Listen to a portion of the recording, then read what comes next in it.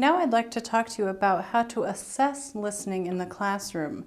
This is often ignored in a lot of second language classrooms, so it might not be something that you've ever thought about before.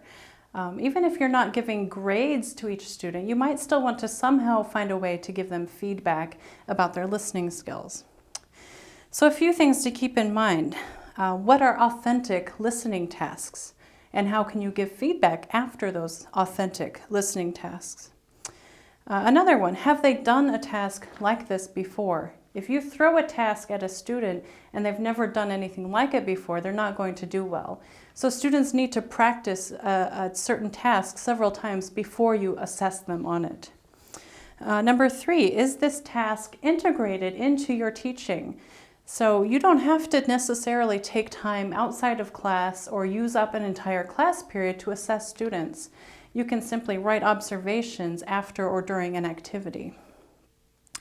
Number 4, what language functions are you assessing? So is it communicative language or is it academic language?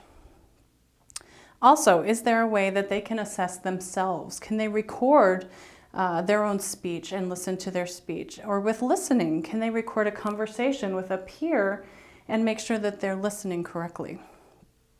And finally, is peer assessment appropriate?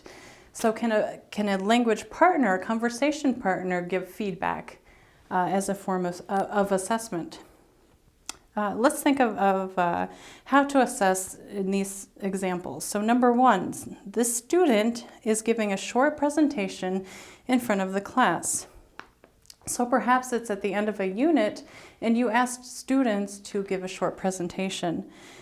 So one thing that you could do is to have the other students assess them while they are speaking. So the other students are doing a listening assessment while the presenter is speaking. So you can see that it's integrated into the classroom activity and it's an authentic task listening to someone speak in English. So in your curriculum you have many different options of activities you can do in a classroom. So I encourage you to think about all of these different listening activities. How can you also use them as assessments?